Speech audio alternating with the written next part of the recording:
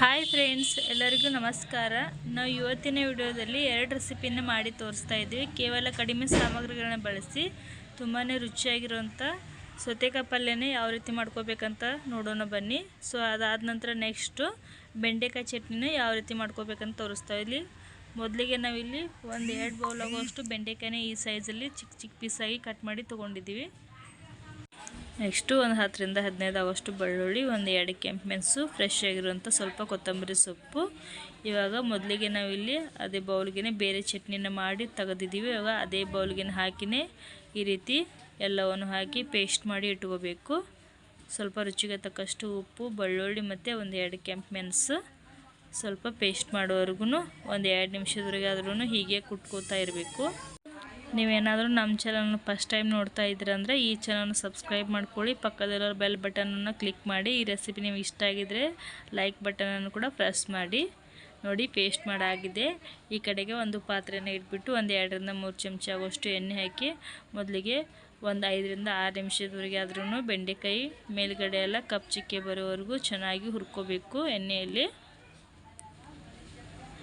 ಗ್ಯಾಸನ್ನು ಮೀಡಿಯಮ್ ಫ್ಲೇಮಲ್ಲಿ ಇಟ್ಕೊಂಡ್ಬಿಟ್ಟು ಹುರ್ಕೊಂಡ್ರೆ ಬೆಂಡೆಕಾಯಿ ತುಂಬ ಚೆನ್ನಾಗಿ ಹುರಿಯುತ್ತೆ.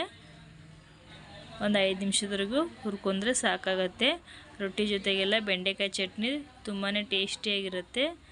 ನಾವಿಲ್ಲಿ ಸಿಂಪಲ್ಲಾಗಿಯೇ ಮಾಡ್ಕೋಬೇಕು ಮತ್ತು ತುಂಬಾ ರುಚಿಕರ ಆಗಿರುವಂಥದ್ದು. ಇದನ್ನ ಯಾವ ರೀತಿ ಮಾಡೋದು ಅಂತ ತೋರಿಸ್ತಾ ಇದ್ದೀವಿ. ನಮ್ಮ ವಿಡಿಯೋನ ಎಂಡ್ವರೆಗೂ ನೋಡಿ, ಗೊತ್ತಾಗುತ್ತೆ ನಿಮಗೆ. ಇವಾಗ ಚೆನ್ನಾಗಿ ಬೆಂಡೆಕಾಯಿ ಫ್ರೈ ಆಗಿದೆ. ಅದನ್ನೇ ಮೊದಲಿಗೆ ಬೆಳ್ಳುಳ್ಳಿ ಏನು ಪೇಸ್ಟ್ ಮಾಡಿದ್ದೀವಲ್ಲ ಅದರಲ್ಲೇ ಹಾಕಿಬಿಟ್ಟು ಸ್ವಲ್ಪ ತರಿತರೆಯಾಗಿ 1-2 ನಿಮಿಷದವರೆಗೂ ಇದೇ ರೀತಿ ಕುಟ್ಕೊಂಡ್ರೆ ಇವಾಗ ಬೆಂಡೆಕಾಯಿ ಚಟ್ನಿ ಮಾಡೋ ವಿಧಾನ ಕಂಪ್ಲೀಟಾಗಿ ರೆಡಿಯಾಗಿದೆ. ಉಪ್ಪು ಖಾರ ರುಚಿನ ಒಂದ್ಸಲ ಚೆಕ್ ಮಾಡ್ಕೊಂಡ್ಬಿಡಿ. ಇವಾಗಲೇ ನೋಡಿ, ಈ ರೀತಿ 1-3 ನಿಮಿಷದವರೆಗೂ ಕುಟ್ಕೊಂಡ್ರೆ ಸಾಕು. ಸ್ವಲ್ಪ ತರಿತರೆಯಾಗಿದ್ರೇ ತುಂಬ ಟೇಸ್ಟಿಯಾಗಿರುತ್ತೆ. ರೊಟ್ಟಿ ಜೊತೆಗೆ ಇವನ್ ರೈಸ್ ಜೊತೆಗೆಲ್ಲ ನೀವು ಯೂಸ್ ಮಾಡ್ಕೋಬೋದು ಈ ಬೆಂಡೆಕಾಯಿ ಚಟ್ನಿನ. ಸೊ ನೋಡಿದ್ರಲ್ಲ ಫ್ರೆಂಡ್ಸ್, ಇವಾಗ ಬೆಂಡೆಕಾಯಿ ಚಟ್ನಿ ಮಾಡೋ ವಿಧಾನ ಕಂಪ್ಲೀಟಾಗಿ ರೆಡಿಯಾಗಿದೆ. ಈ ಚಟ್ನಿ ಕೂಡ ನಿಮ್ಗೆ ಇಷ್ಟ ಆಗಿದರೆ ಕಮೆಂಟ್ನಲ್ಲಿ ಕೂಡ ತಿಳಿಸ್ಬೋದು. ಇವಾಗ ಬೇರೆ ಕಡಾಯಿಗೆ ಇಟ್ಬಿಟ್ಟು 1-3 ಚಮಚ ಎಣ್ಣೆ ಹಾಕಿದ್ದೀವಿ. ಸ್ವಲ್ಪ ಎಣ್ಣೆ ಬಿಸಿ ಆದಮೇಲೆ 1 ಚಿಟಿಕೆದಷ್ಟು ಸಾಸಿವೆ ಮತ್ತು ಜೀರಿಗೆ ಸೇರಿಸ್ತಾ ಇದ್ದೀವಿ. ಇಲ್ಲಿ ನಾವು ಸೌತೆಕಾಯಿ ಪಲ್ಯನ ತುಂಬಾ ಈಸಿಯಾಗಿ ಯಾವ ರೀತಿ ಮಾಡ್ಕೋಬೇಕಂತ ತೋರಿಸ್ತಾ ಇದ್ದೀವಿ. ಜಾಸ್ತಿ ಸಾಮಗ್ರಿ ಯೂಸ್ ಮಾಡ್ಕೋ ಅವಶ್ಯಕತೆ ಇಲ್ಲ.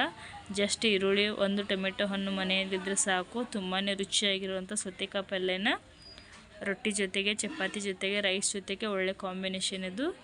ತುಂಬಾ ರುಚಿಯಾಗಿ ಯಾವ ರೀತಿ ಮಾಡ್ಕೋಬೇಕಂತ ನೋಡ್ಕೊಳ್ಳಿ. ಕೆಲವೊಬ್ಬರೆಲ್ಲ ಡಿಫ್ರೆಂಟಾಗಿ ಮಾಡ್ತಾ ಇರ್ತಾರೆ, ಜಾಸ್ತಿ ಸಾಮಗ್ರಿಗಳನ್ನು ಯೂಸ್ ಮಾಡಿಕೊಂಡು.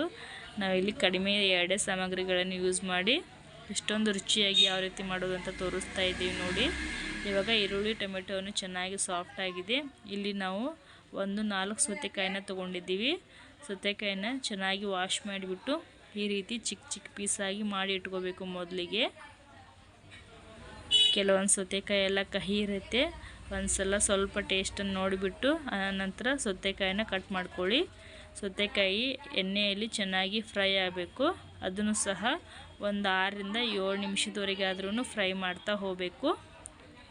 ಸೊ ನೀರದು ಏನು ಯೂಸ್ ಮಾಡಲಿಕ್ಕಿಲ್ಲ, ಜಸ್ಟ್ ಎಣ್ಣೆಯಲ್ಲೇ ಫ್ರೈ ಮಾಡಿ ಈ ರೀತಿ ಉದುರಾಗಿನೇ ಸೌತೆಕಾಯಿ ಪಲ್ಯನ ಮಾಡ್ಕೋದು ನೋಡ್ಕೊಳ್ಳಿ.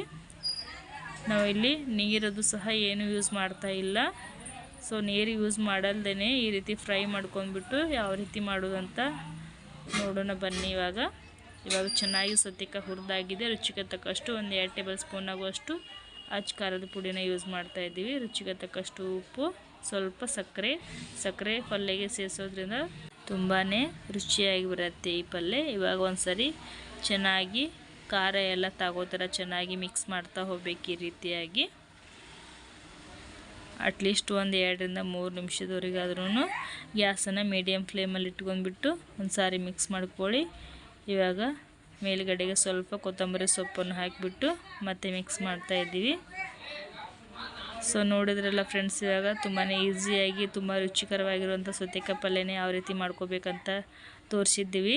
ಸೊ ನಮ್ಮ ರೆಸಿಪಿ ನಿಮಗೇನಾದರೂ ಇಷ್ಟ ಆಗಿದ್ದರೆ ನಮ್ಮ ಚಾನಲನ್ನು ಸಬ್ಸ್ಕ್ರೈಬ್ ಮಾಡ್ಕೊಳ್ಳಿ, ಲೈಕ್ ಮಾಡಿ, ಪಕ್ಕದಲ್ಲಿ ಬೆಲ್ ಬಟನ್ ಕೂಡ